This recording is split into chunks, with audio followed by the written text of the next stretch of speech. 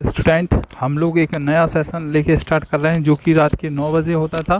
अब यह सेशन सुबह के 9 बजे अपलोड होगा पर डे, जिसमें हम लोग महा प्रैक्टिस सीरीज़ को स्टार्ट कर रहे हैं। और ये किसके लिए स्पेशल है?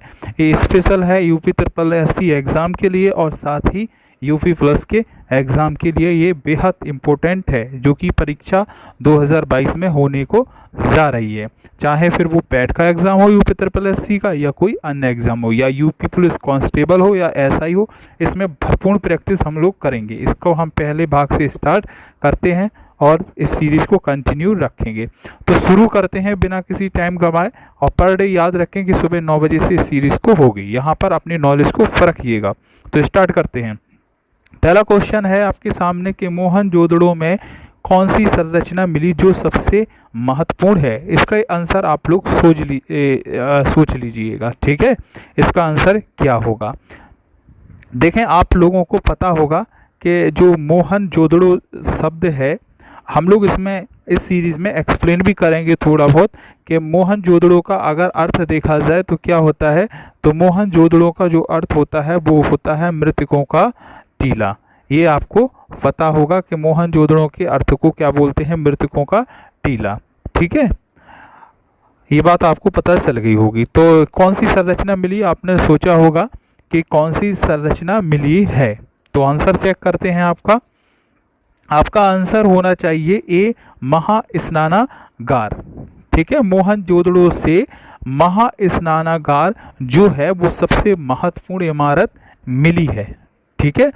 अब देखें, ऐसा क्वेश्चन आ सकता है कि इसकी जो है ना, इसके मध्य में महास्नानागार जो था, इसके मध्य में एक स्नान कुंड था, है ना, स्नान कुंड, है ना, क्योंकि महास्नानागार है तो नहाने वाला ही स्थान होगा।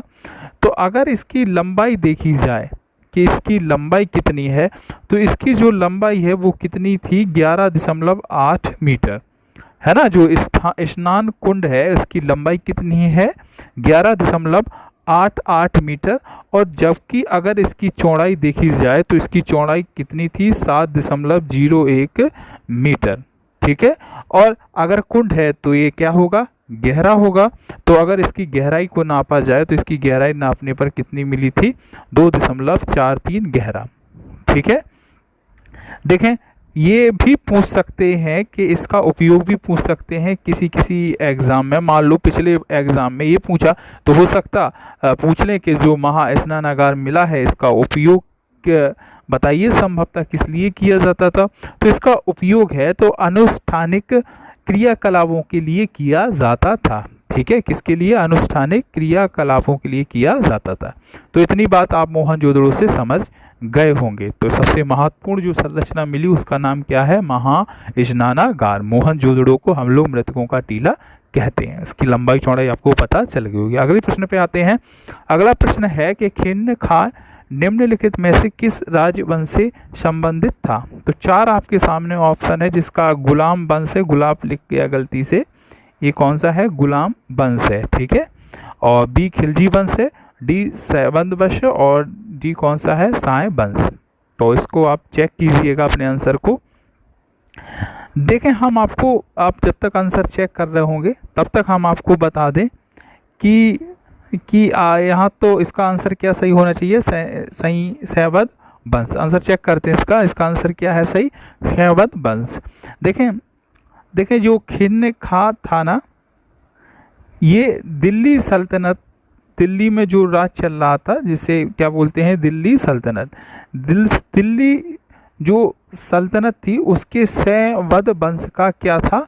संस्थापक था, ठीक है। और जानकारी बताएं कौन सी ईस्वी की? 1414 ईस्वी में जो खिंच खा है उसने दिल्ली की सत्ता पर क्या कर लिया था? कब्जा कर लिया था। ये बात आपको जानना है ज़रूरी। इसने दिल्ली सल्तनत पर कब कब्जा कर लिया था? 1414 में इसने कब्जा कर लिया था। और इसने जैसे ही सुल्तान की उपाधि धारण नहीं की तथा स्वयं को ही इसने इसने सुल्तान की उपाधि को धारण नहीं किया था, बल्कि इसने स्वयं को रैयत ए आना घोषित किया था। ये बात ध्यान रखना, क्योंकि पेपर में आप पूछ सकते हैं कि किस दिल्ली के उसने कि रैयत ए खाना की उपाधि को धारण किया था, तो किसने धारण किया था? खिन्न खां ने। ठीक है, तो इतना आपने समझ गए होंगे। इससे अब आगे बढ़ते हैं। अगला क्वेश्चन है कि ईस्ट इंडिया कंपनी कब स्थापित की गई थी? तो इसका आंसर आप लोगों को पता होगा।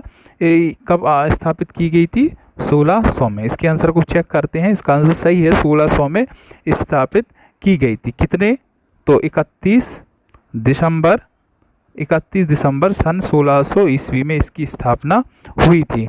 इस कंपनी को एक अन्य नाम से जानते हैं, जिसका नाम क्या है? John company. तो पूछ सकते हैं पेपर में कि जॉन कंपनी की स्थापना कब हुई थी, तो यही इसका भी आंसर रहेगा। इसको किस नाम से जानते हैं? जॉन कंपनी के नाम से जाना जाता है। ठीक है, और सभी बातें आप लोगों को पता होना चाहिए। एक बात और आपको पता होना चाहिए कि जब इस कंपनी की स्थापना हो रही थी, तब भारत में जो मुगल शासक कौन था, है ना? जब ईस्ट इंडिया कंपनी की स्थापना हुई थी तो भारत में मुगल शासक कौन था? तो उस समय भारत में अकबर का शासनकाल चल रहा था, और कंपनी ने भारत में अपनी पहली इकाई, यानी कि जिसकी बात करें कोठी, वो कहाँ पे खोली थी? 1612 में। कहाँ पर खोली थी? सूरत में स्थापित करी थी। ठीक है, तो यहाँ से 4-5 क्वेश्चन कवर हो गए कि ईस्ट इंडिया कंपनी की स्थापना कब हुई थी? 31 अगस्त 1600 में। और किस शासक का शासनकाल था उस समय? अकबर की। और इसने पहली कोठी सूरत में 1614 में खोली थी। तो अगले प्रश्न पे आते हैं। अगला प्रश्न है कि किसके शासनकाल में रुपए का सिक्का भारत में प्रथम बार ढाला गया था? तो इसका आंसर बताइएगा, आप लोग सोचिएगा ज़रा 1 मिनट।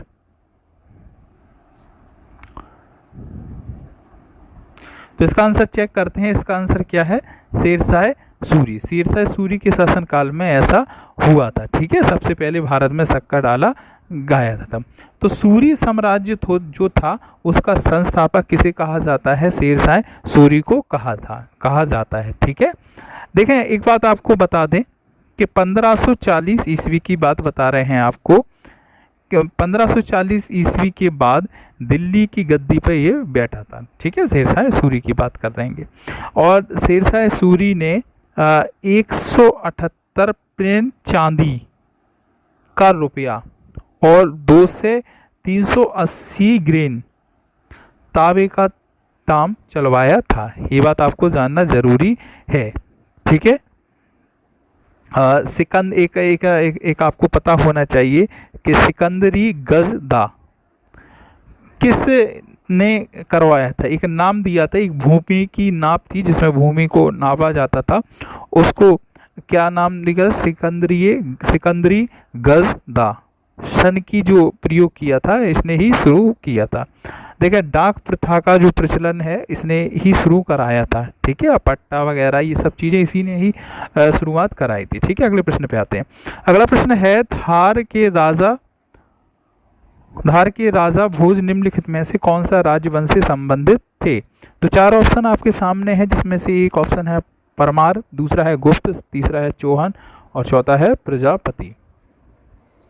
तो आप अपना आंसर चेक कीजिएगा।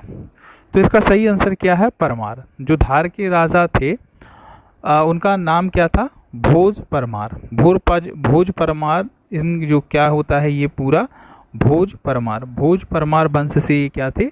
संस्थापक थे। और इस अगर हम लोग बात करें किस वंश की? भोज परमार वंश की। तो इस वंश का जो संस्थापक था वो कौन सा था? उपेंद्र राज इस वंश का क्या था? संस्थापक था। ठीक है, ध्यान रखना इस बात को। तो अगले क्वेश्चन पे आते हैं हम लोग। इसकी स्थापना वगैरह भी थोड़ा बहुत आप कर लेना कि इसने भोजनगर की स्थापना कराई थी, और त्रिभुवन नारायण मंदिर की भी इसी ने स्थापना कराई थी। जो त्रिभुवन नारायण मंदिर है वो कहाँ पे स्थापित कराया था? इसने चित्तौड़ में। ठीक है, अगले प्रश्न पे आते हैं। अगला प्रश्न है, किसने इंडियन नेशनल आर्मी INA संगठित किया था? ठीक है, तो इसका आंसर बताइएगा। तो इसका आंसर क्या होगा आप सोचिएगा। तो सबसे पहले तो हम आपको एक बात बता दें कि जो इंडियन नेशनल आर्मी की स्थापना है वो कौन सी सन में हुई थी? तो 1942 में हुई थी, सिंगापुर में हुई थी। ये बात आप जान लीजिएगा, ठीक है। तो अपने आंसर को अपन लोग चेक करते हैं। तो इसका आंसर क्या है? बी, सुभाष चंद्र बोस। ठीक है, सबसे पहले ये सिंगापुर में हुई थी और 1943 की बात करें में इसका जो नेतृत्व है किसने किया था? सुभाष चंद्र बोस को सौंप दिया गया था। जबकि 1942 में अगर बात की जाए तो 1942 में इसकी स्थापना सिंगापुर में कैप्टन मोहन सिंह ने की थी। किसने की थी? कैप्टन मोहन सिंह ने इसकी स्थापना को किया था। बाद में इन्होंने इनकी बागडोर 1943 में किसको सौंप दी थी? और सुभाष चंद्र बोस को। क्योंकि ये फिर नहीं हुई तो इसको फिर इन्होंने पुनः संगठित किया और फिर से इन्होंने चलाया, ठीक है। और हुआ अब आगे और काफ़ी विस्तार से होता है, वीडियो लंबा हो जाएगा इस वजह से और नहीं बताते हैं कि 1944 में फिर बर्मा में जो भारतीय राष्ट्रीय सेना को उत्प्रेरित करने के लिए ये हुआ था। फिर इसी के बाद इन्होंने एक नारा दिया था, तुम मुझे खून दो मैं तुम्हें आज़ादी दूंगा। उत्प्रेरित करने के लिए 1944 में ये नारा आया था, ठीक है। तो अगला प्रश्न पे आता है, स्वाभिमान आंदोलन शुरू किया गया था। किसने शुरू किया गया था स्वाभिमान आंदोलन? तो इसका आंसर चेक करते हैं। तो इसका आंसर जो है वो किसने शुरू किया था? सी रामास्वामी नायकर जी ने शुरू किया था। और कब किया था ये जान लो बस थोड़ी सी यार, 1925 ईस्वी में किया था, शुरू किया था, ठीक है। अच्छा, ये पहले कांग्रेस के सदस्य थे ये रामास्वामी जो हैं, इनके बारे में एक और फैक्ट याद रखें कि यह पहले कांग्रेस के सदस्य थे, परंतु इन्होंने 1925 में कांग्रेस से क्या दे दिया था? इस्तीफा। एक फैक्ट है, ये पहले सदस्य थे लेकिन इन्होंने 1925 में कांग्रेस से क्या दे दिया था? इस्तीफा दे दिया था। एक आंदोलन चला था जिस आंदोलन का नाम क्या है? द्राविड़ आंदोलन। किस आंदोलन की बात कर रहे हैं यहाँ पे? द्राविड़ आंदोलन। तो द्राविड़ आंदोलन का जनक किसे माना जाता है? रामास्वामी नायर को ही माना जाता है। ये बात भी आप लोगों को याद रखना चाहिए, ठीक है। तो अगले प्रश्न पे आते हैं।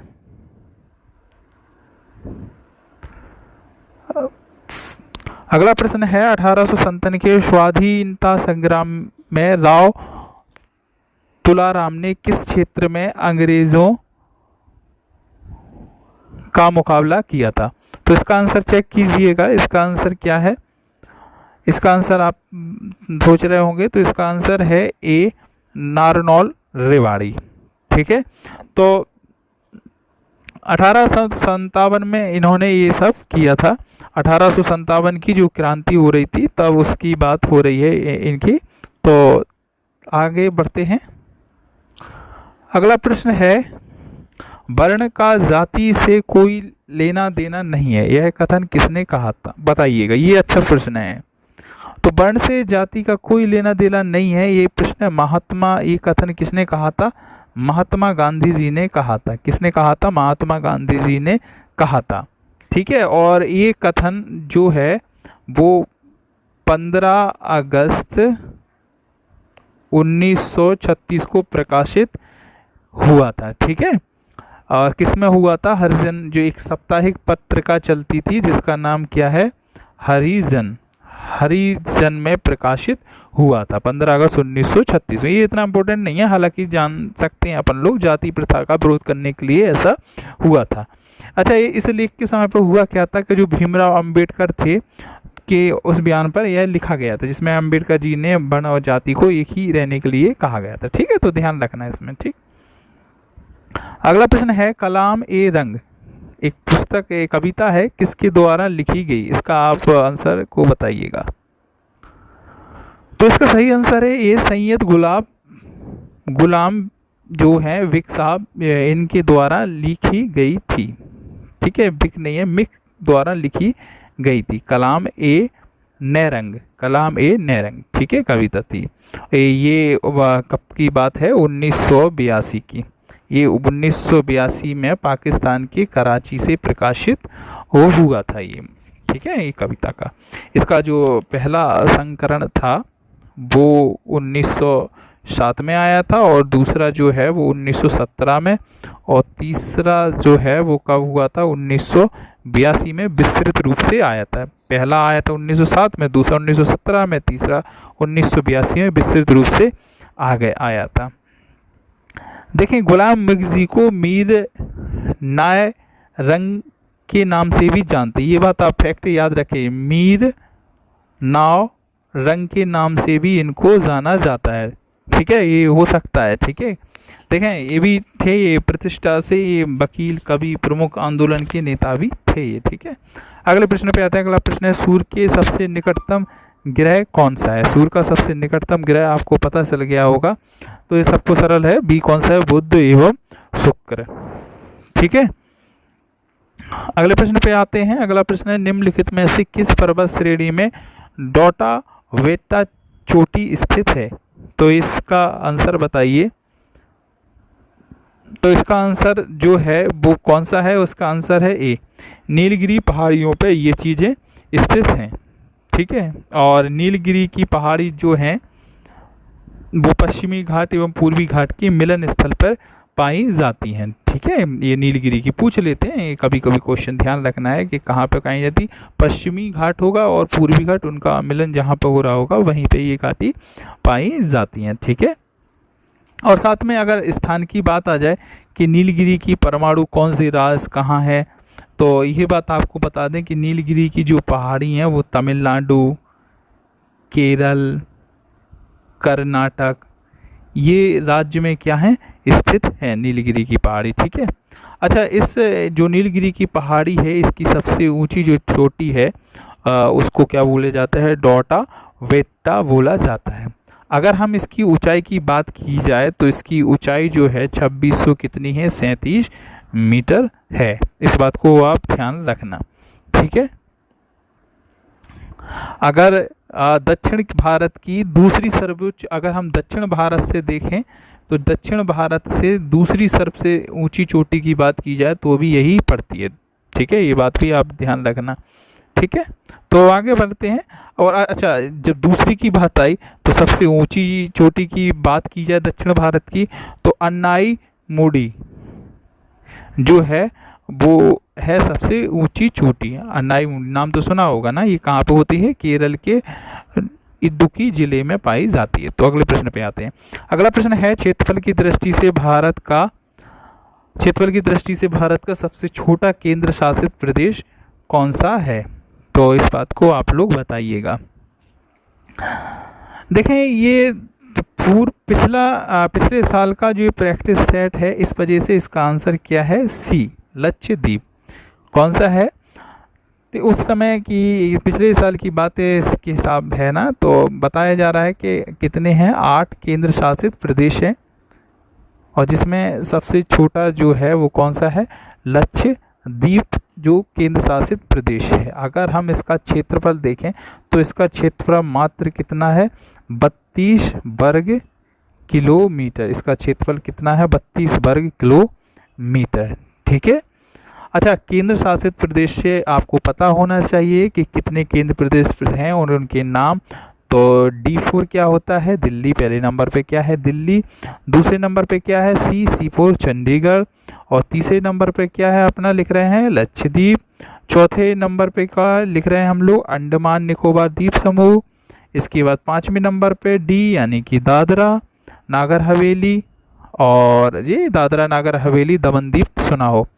6वें नंबर पे पुडुचेरी, 7वें नंबर पे जम्मू कश्मीर, और 8वें नंबर पे लद्दाख। ये कितने हो गए हमारे, 8 केंद्र शासित, जबकि सबसे छोटा कौन सा है, लक्षद्वीप। ठीक है, आगे बढ़ते हैं। अगला प्रश्न है कि यदि पृथ्वी पर कोई वायुमंडल नहीं होता तो आकाश कैसा दिखाई पड़ता? ये बात बताइएगा। तो एक बात बता दें हम आपको, अगर पृथ्वी पर वायुमंडल नहीं होता तो आकाश हमें काला दिखाई पड़ता।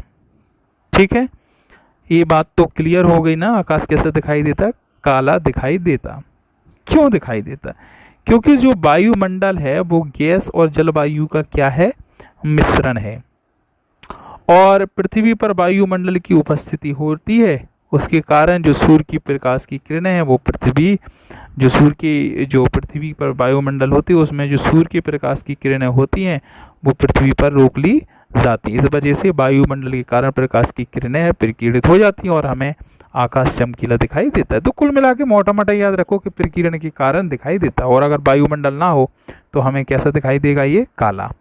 अगला प्रश्न है, नदी डॉल्फिन संबंध में निम्नलिखित पर विचार कीजिए। यह गंगा ब्रह्मपुत्र नदी घाटी में पाई जाती है। उनका स्थानीय नाम शुइंस है। यह एक आंध प्रजाति है। डी है उपरोक्त सभी। तो देखें, हम आपको एक बात बताएं, इसका जो आंसर है वो है डी उपरोक्त सभी। देखें, भारत में जो गंगा नदी है वो अपनी पवित्रता और पावनता के साथ कुछ अन्य विशेषताओं के लिए भी जानी जाती है। नहीं है केवल पवित्रता ही मायने, और भी जानी जाती है। जिसमें क्या होता है कि गंगा ब्रह्मपुत्र नदी घाटी में जो डॉल्फिन जो है ना मुख्य रूप से पाई जाती है, और ये डॉल्फिन गंगा के अतिरिक्त सिंधु घाटी में भी पाई जाती है। ये बात भी ध्यान रखें, है ना। तो कुल मिला के ये सब इसमें पॉइंट सही हैं। देखें, ये लिखा ना बीच में स्विंस, ये डॉल्फिन का ही नाम है। एक बात ध्यान रखना, डॉल्फिन का अगर स्थानीय नाम की बात करें तो डॉल्फिन का स्थानीय नाम ही क्या होता है, स्विंस होता है। ठीक है, तो आगे बढ़ते हैं।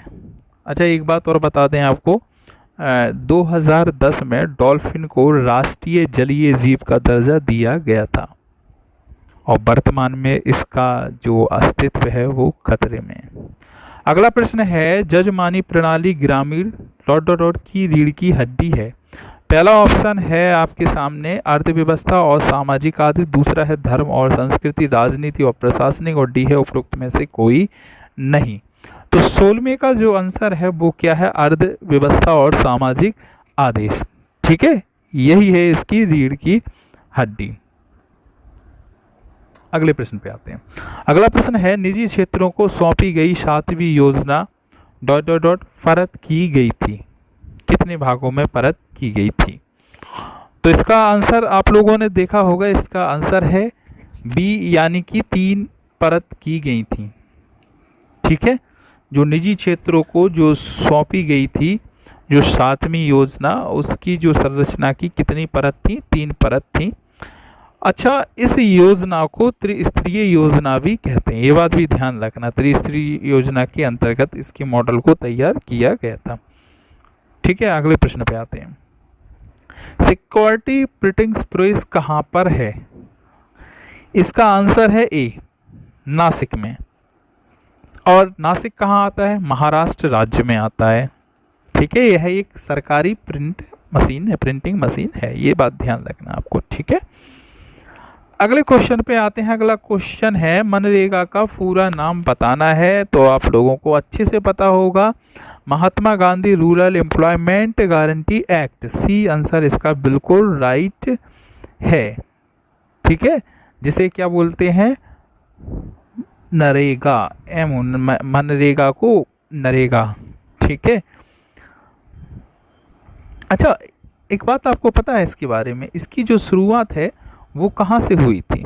तो आपको पता होगा, इसकी जो शुरुआत है वो बंदावाली ज़िले से हुई थी। कहाँ से हुई थी? बंदावाली ज़िले से, ये बात ध्यान रखना। और बंदावाली ज़िले कहाँ पे है? एपी। एपी मतलब आंध्र प्रदेश में। और इसकी शुरुआत है, और 2009 में इसका नाम परिवर्तित करके मनरेगा रखा गया था। पहले क्या था? नरेगा था इतना, और मनरेगा फिर रख दिया गया था कब? 2009 में, जबकि शुरुआत इसकी हुई थी वहाँ से। ठीक है, 100 दिन का रोजगार दिया जाता है इसमें, ये बात इस योजना के बारे में को पता होगा। अगला प्रश्न पे आते हैं। अगला प्रश्न है, सबसे गंभीर सामाजिक समस्या का नाम बताइए। तो सबसे गंभीर सामाजिक समस्या क्या है? गरीबी। अगले प्रश्न पे आते हैं। वित्त आयोग पंचवर्षीय योजना बनाता है, मौद्रिक नीति तैयार करता है, केंद्रीय सरकार के कर्मचारियों के वेतन में संशोधन की सिफारिश करता है, और चौथा है केंद्र और राज्य के बीच संबंध स्थापित करने के बंटवारों पर निर्णय लेता है। तो इसके आंसर को हम लोग चेक करते हैं, इसका आंसर है डी। ठीक है, और ऐसा पावर इसे किस अनुच्छेद से मिलते हैं? अनुच्छेद 280 के तहत ये मिलता है इसको करने के लिए। अगला प्रश्न है, सर्वोच्च न्यायालय द्वारा घोषित कानून देश में सभी न्यायालयों पर बाध्यकारी है, यह कौन सा अनुच्छेद बोलता है? तो अनुच्छेद सी यानी कि अनुच्छेद 141 ये बातें कहता है। अनुच्छेद 235 जो है, अब भी डिटेल में ज़्यादा नहीं आएंगे क्योंकि टाइम काफ़ी लंबा वीडियो है। राज्य का कार्यकारी प्रमुख कौन होता है? तो राज्य का कार्यकारी प्रमुख कौन होता है? राज्यपाल होता है, ये बात आपको पता होगा, ठीक है। मौलिक अधिकारों के संचालन को निलंबित करने की शक्ति किसके पास होती है? तो मौलिक अधिकारों को इसको करने की शक्ति किसके पास होती है? राष्ट्रपति के पास होती है, ठीक है। 44वें संविधान संशोधन के द्वारा ऐसा हुआ था। अनुच्छेद 20 और 21 को छोड़कर बाकी सभी को ये भंग कर सकते हैं, ठीक है। अगला प्रश्न पे आते हैं। अगला प्रश्न जो है वो है, लोकसभा चुनाव लड़ने के लिए किसी को न्यूनतम आयु प्राप्त करनी चाहिए, कितनी न्यूनतम आयु होनी चाहिए? तो इसका आंसर है सी 25 वर्ष लोकसभा चुनाव के लिए, ठीक है। और साथ में भारत का नागरिक हो या पढ़। कोरियस बल पर अधिकतम होता है, कहाँ पर अधिकतम होता है? कोरियस बल। तो कोरियस बल जो है वो ध्रुवों पर कैसा होता है? अधिकतम होता है, ठीक है। पृथ्वी की बात कर रहे हैं ना, ऐसा होती है ना, ऊपर एक ऊपर ध्रुव होता है और एक नीचे, तो ध्रुवों पर कोरियस बल कैसा होता है? अधिक होता है। तो एक गतिशील बस में अचानक ब्रेक लगने से सवारी आगे की ओर झुक जाती है, यह नियम किसका था? तो यह नियम था न्यूटन का प्रथम नियम, ठीक है। अगले प्रश्न पे आते हैं। बोरेक्स के निर्माण में प्रयुक्त होता है, किसके द्वारा बोरेक्स के निर्माण में होता है? तो ब्राइन जो है बोरेक्स के निर्माण में प्रयुक्त होता है। अच्छा, बोरेक्स का सूत्र क्या होता है? Na2B4O7 × 10H2। अगले प्रश्न पे आते हैं। सामान्यतः एक स्वस्थ वयस्क में वक्र में आरंभिक निश्चयन कितने लीटर के लगभग होता है? तो इसका आंसर है सी 180 लीटर। अगला क्वेश्चन, मानव रुधिर का जो पीएच मान होता है वो कितना होता है? 7.4। तो सपोर्ट कीजिएगा, और भी लंबा प्रैक्टिस सेट लाएंगे। आपका रिस्पॉन्स अच्छा होगा तो बहुत पूरा प्रैक्टिस सेट लाएंगे। इसी में रीजनिंग, हिंदी और करंट अफेयर्स के जो क्वेश्चन थे पिछले साल के, उसको हम सुबह की करंट अफेयर्स के क्वेश्चन में पीछे ऐड कर देंगे। तो थैंक यू देखने के लिए। चैनल को लाइक शेयर सब्सक्राइब कीजिए।